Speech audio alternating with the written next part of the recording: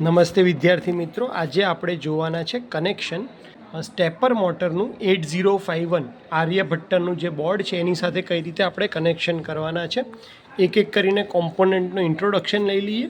તો સૌથી પહેલાં આજે તમને દેખાય છે આ છે આપણી સ્ટેપર મોટર અને એનો જે નંબર છે એ છે 28BYJ48. 5 વોલ્ટ ડીસી ઉપર ઓપરેટ થતી આ મોટર છે અને એનો જે શાફ્ટ છે એ આ બાજુ હોય છે. એટલે તમને આનો શાફ્ટ જે છે એ આપણે કંટ્રોલ કરવાનો હોય છે. જેવી રીતે આપણે એને ક્લોકવાઇઝ એન્ટી ક્લોકવાઇઝ એની સ્પીડ વધારવી હોય કે ઘટાડવી હોય તો આપણે કરી શકીએ છીએ. હવે આ સ્ટેપર મોટર ચાલે છે કઈ રીતે? તો સ્ટેપર મોટરને ચલાવવા માટે તમને ડ્રાઈવરની જરૂર પડે અને આ જે ડ્રાઈવર છે એ બે ટાઈપના ડ્રાઈવર આવે છે. એક આ ટાઈપનું છે જે ULN 2003 તરીકે ઓળખાય છે અને ULN 2003માં જો તમે વાત કરો તો એ તમારી પાસે અહીંયા 4 ટર્મિનલ ઇનપુટ તરીકે હોય છે. એટલે કે મારે આ મોટરને કંટ્રોલ કરવી હોય તો હું મોટરનું કનેક્શન ક્યાં કરીશ? તો પહેલાં તો ડ્રાઈવર સર્કિટ સાથે કરીશ અને આ ડ્રાઈવર સર્કિટને કમાન્ડ્સ એની મદદથી આપીશ. તો આપણા આર્યભટ્ટ બોર્ડની અંદર મેં કનેક્શન કર્યા છે પોર્ટ નંબર 1 થી લઈ અને પોર્ટ નંબર 3 સુધી. તો આપણી જે 4 કોઇલ છે, કઈ 4 કોઇલની હું વાત કરું છું? તો આ જે સ્ટેપર મોટર આપણી જે છે એના ટોટલ 5 વાયર તમને દેખાઈ રહ્યા છે. અહીંયા જે આ ઓરિજિનલમાં આપણે જોઈએ તો ટોટલ આ 5 વાયર છે. તો એ 5 વાયર કયા કયા છે? તો એ આપણા 5 વાયર છે આ રહ્યા કોઇલ 1, કોઇલ 2, 5 વોલ્ટનો સપ્લાય, કોઇલ 3 અને કોઇલ 4. એટલે કે આ 4 કોઇલનો સપ્લાય, આ 4 ટર્મિનલ ઉપર આપણે જે રીતે પોઈન્ટ આપીશું, વોલ્ટેજ બેલેન્સ કરીશું, એ પ્રમાણે એનું રોટેશન, એની સ્પીડ, આ બધું નક્કી થશે.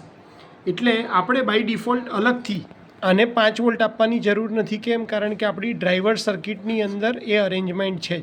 તો આ જે ડ્રાઈવર સર્કિટ છે એની અંદર 5 વોલ્ટ મળી જશે જેવો આપણે એને સપ્લાય આપશું એવું જ. કારણ કે આ બોર્ડને કેટલા વોલ્ટનો સપ્લાય જરૂરી છે? તો આ વોલ્ટને અહીંયા 12 વોલ્ટનો સપ્લાય જરૂરી છે. 12 વોલ્ટ આપણે ક્યાંથી આપવાના છે? તો 12 વોલ્ટ આપણે આપશું આપણું જે આર્યભટ્ટ બોર્ડ છે એનું ધ્યાનથી તમે જુઓ તો અહીંયા લખ્યું છે કે 12 વોલ્ટ. એટલે આ જે 12 વોલ્ટ છે એ પોઝિટિવ ટર્મિનલ હું આપી દઈશ ડ્રાઈવર સર્કિટના પોઝિટિવમાં અને નેગેટિવ એટલે કે આ જે ગ્રીન કલરનો વાયર છે એ નેગેટિવ આપી દઈશ એના ગ્રીન કલર સાથે. તો આ રીતે આપણે ડ્રાઈવર સર્કિટને 12 વોલ્ટ આપી દીધા અને એટલા માટે એ 12 વોલ્ટમાંથી જ VCC 5 વોલ્ટ એક આ જે તમારા કેબલ છે 5 કેબલ એને મળી જશે. બાકીના 4 કેબલને ઇનપુટ ક્યાંથી મળવાના છે? તો અહીંયાથી આપણે આ 4 કેબલ કે જે પોર્ટ 1નો 0 નંબરની પિન, 1 નંબરની પિન, 2 નંબરની પિન અને 3 નંબરની પિન જે છે ત્યાંથી જ ઇનપુટ આપણે આ ડ્રાઈવર સર્કિટને આપીએ છીએ. એટલે હવે શું થઈ ગયું? તો કે આપણી જે સ્ટેપર મોટર છે એ ચાલે છે શેની મદદથી? તો કે આ ડ્રાઈવરને સપ્લાય ક્યાંથી આપીએ છીએ?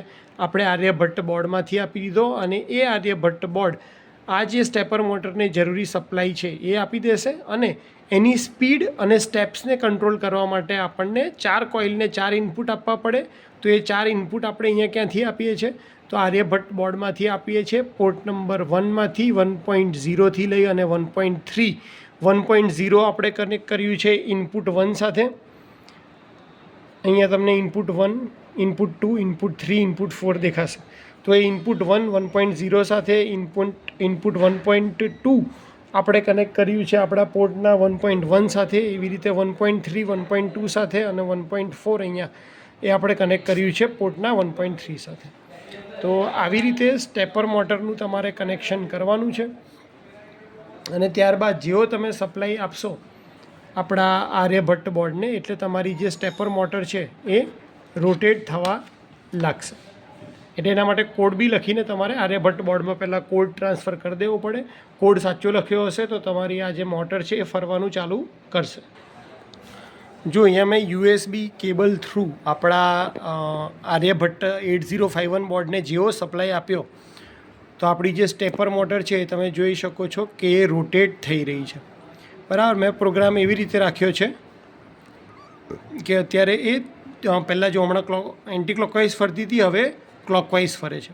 તો આવી રીતે જો તમારા આર્યભટ્ટ બોર્ડમાં પ્રોગ્રામ તમે પ્રોપર કરેલો હશે, આ તમને ઇનપુટ દેખાઈ રહ્યા છે, 4 ઇનપુટ જે LED ગ્લો થઈ રહી છે, તો એ પ્રમાણે પ્રોપર પ્રોગ્રામ હશે તો તમારી પણ સ્ટેપર મોટર આ રીતે રોટેટ થતી તમને દેખાશે. તો હોપ કે તમને હાર્ડવેર કનેક્શન વિશે પ્રોપર ખ્યાલ આવી ગયો હશે કે કઈ રીતે આપણે આર્યભટ્ટ બોર્ડની સાથે જે સ્ટેપર મોટર છે એનું કનેક્શન કરવાનું અને એનું ડ્રાઈવર કઈ રીતે યુઝ કરવાનું. આવું જ એક બીજું ડ્રાઈવર છે કે જ્યાં તમે અહીંયા આ જે સ્ટેપર મોટરના આપણા 5 પિન છે, સ્ટેપર મોટરની પિન એ તમે આની સાથે કનેક્ટ કરી અને અહીંયા અલગ ઇનપુટ 4 આપી અને VDD એટલે અલગથી સપ્લાય અને ગ્રાઉન્ડ આપીને પણ તમે આ ડ્રાઈવરને યુઝ કરી શકો છો. તો સ્ટેપર મોટરને યુઝ કરવા માટે આ ટાઈપનું ડ્રાઈવર અથવા તો આ ટાઈપ, બેમાંથી કોઈ પણ એક ટાઈપનું ડ્રાઈવર તમે યુઝ કરી અને વાપરી શકો છો. આની પ્રાઇસ પણ બહુ સિમ્પલ હોય છે. ડ્રાઈવર બંને 45 થી 50 રૂપિયાની આજુબાજુ આવી જતા હોય છે અને જે સ્ટેપર મોટર છે એ તમને 80 થી 90 રૂપિયાની આજુબાજુ પડતી હોય છે. આ જે આપણો વિડીયો છે એક્સપેરિમેન્ટનો, એની નીચે જ મેં ફોલ્ડરની અંદર આના કોડ સી કોડ અને હેક્સ કોડ બંને નાખેલા છે, તો એ તમને જોઈ લેવા માટે વિનંતી છે. Thank you so much.